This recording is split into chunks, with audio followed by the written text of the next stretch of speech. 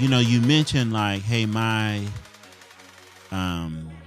who'd you say, like my aunts had a business? My great aunt had several dry cleaning, laundromat and rental property. Right. So when you look at that, right, and my grandfather owned a store in North Philly. So when you look at that, right, and then I look at it like, I can say the same thing. Like my grandpa owned restaurants, right, dib and dab in real estate, still to this day, however you want to define it. But what I think my point that I'm trying to make is there was a lot of people who had ownership, and this is like 70s, 80s, 90s, right?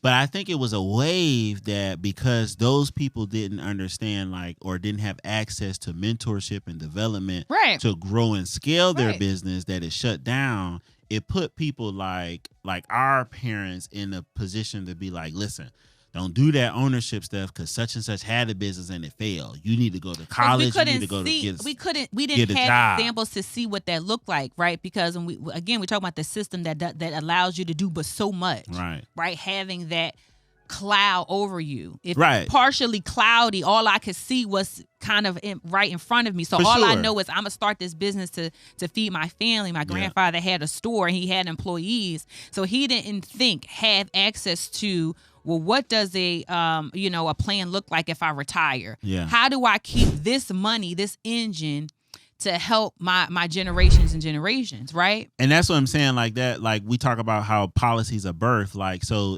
1800s people started businesses because we was looking for the survival and to free ourselves from slavery and buy our freedom from the slave master, which produced us to do business. We started doing well. Mm-hmm. Some of us started to do really well. 1900s produced more businesses, right? Then,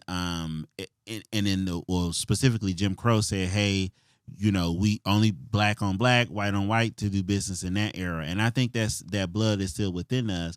But what I'm actually kind of pushing for was the fact that we had a lot of people who started businesses because they couldn't see how to grow it, scale it, and pass it down. Mm-hmm.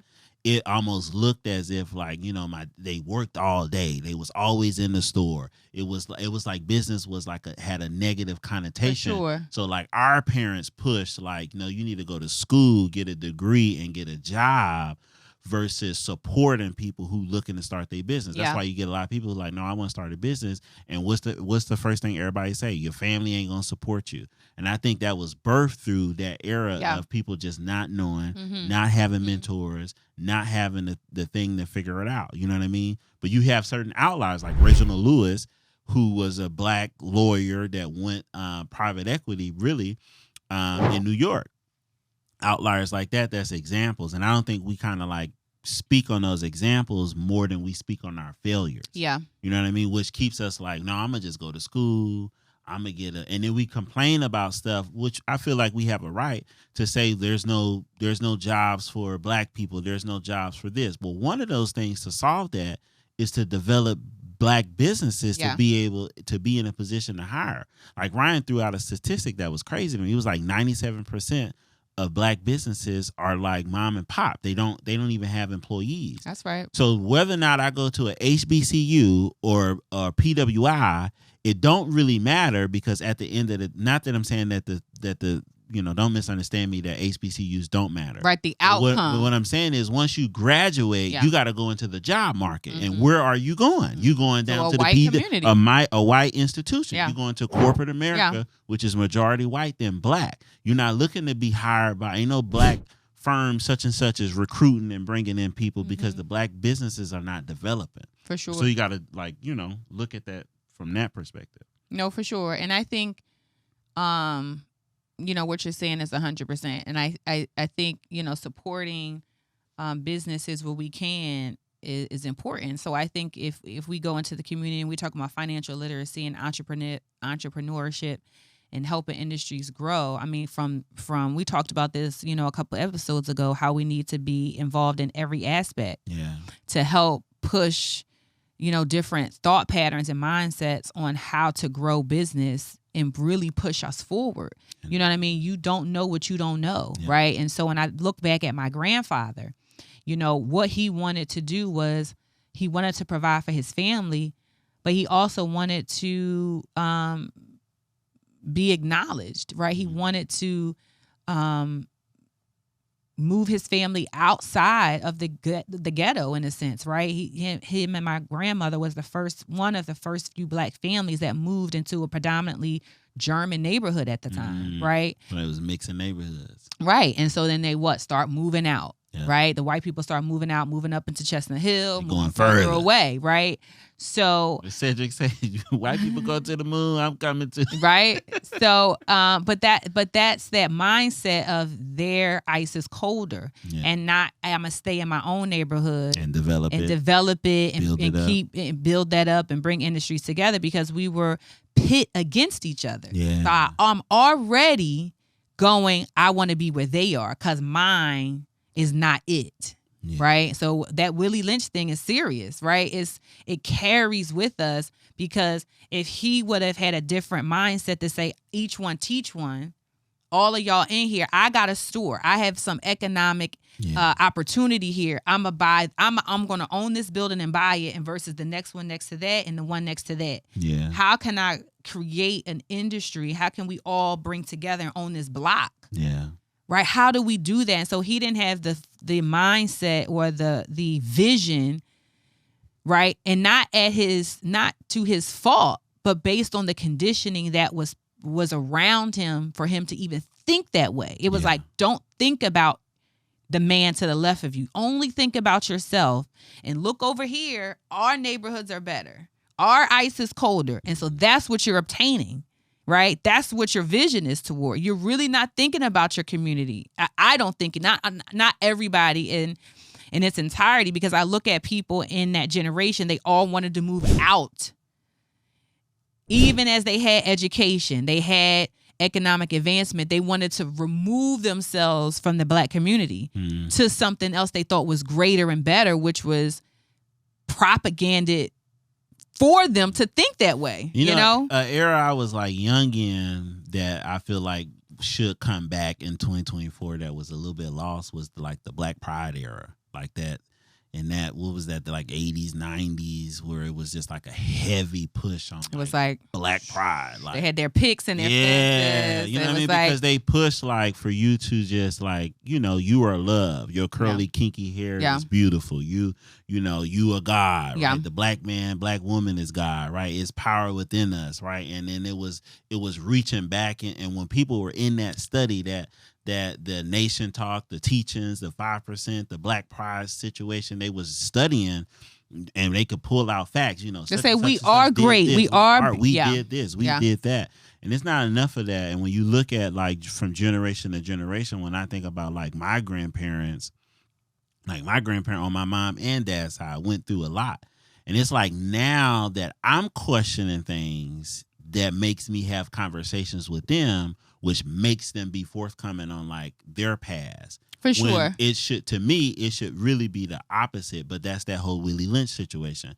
We're not passing down fables and stories anymore through storytelling of our history, our family history, right? Because when I look at like our father's side of the family, they had, at one point had 100 acres. Nobody's really telling that story. It's almost like a touchy subject. Nobody really telling that story. My mom's side of the family, her grandma was given land, like they was promised but through the slave owner, and we had a whole like block in southern Montezuma, Georgia. Still do.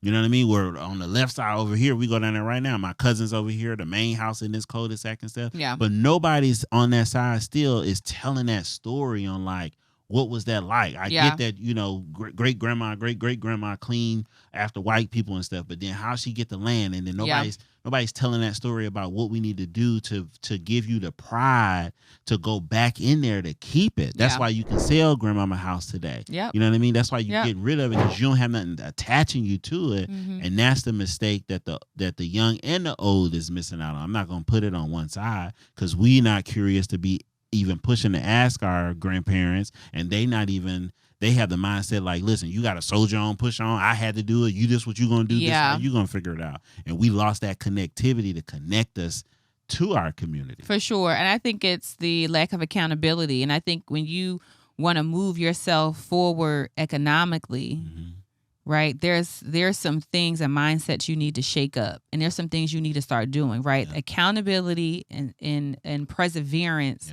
is one. And so when we don't talk about how our great-great-grandparents obtained, the fundamental thing or mindset in that is to persevere, because trust and believe it wasn't easy, right, for them to obtain what they did. So when we look at today, we don't want to persevere. We want it to be right now in our generation to see it. Sometimes we have to do things for our generation behind us. I'm almost certain that when your great-great-grandmother obtained the land, that she wasn't like, oh, I'm a build industry for me today to flourish. It was about my generations behind me. Yeah. And I think when we talk about wealth building, immediately you got to think about the generations behind you. Yeah. To be wealthy and to think about how to protect your assets is not about you today. The mere notion is about the people behind you. And so when you talk about wealth building, that's the one thing we have to shake up. It's not really about what's in front of you. It's not about today. It's what's behind me. What am I leaving my son and my daughter so that they don't have to start from zero? Yeah. And I think a part of that is not glamorizing getting it out the mud, right? Even that mindset is sick to me. Yeah. We got to get it out the mud. Well, why? Why do my children have to get it out the mud? Why can't they start on the street with the grass? Why can they start on level 1? Why can't they start with advantages? But that's like an emotional answer, because truth be told, and this might offend people, but it is what it is. For you to say like get it out the mud, that's not only is that because you felt like you had to, but the other part of it is you're still in the mud. You still haven't figured out how to scale your business. You just don't know. And instead of saying like, I haven't figured this out, son, daughter, you put it on them to say, no, you got to go get it out the mud. You need to go do this, that, and the third, instead of developing on what you don't know. What's going on? We're glad to have you at another episode of Minding Your Biz podcast. Listen, everything that you hear or see on this podcast episode is for educational purposes only. We have not seen your books. We have not seen your specific situation. Make sure you please seek your financial advisor for anything pertaining to your situation. Peace. All right, y'all, it's a wrap. Listen, like, comment, subscribe, share, tell your friends to come check us out at the Mind Your Biz podcast, y'all.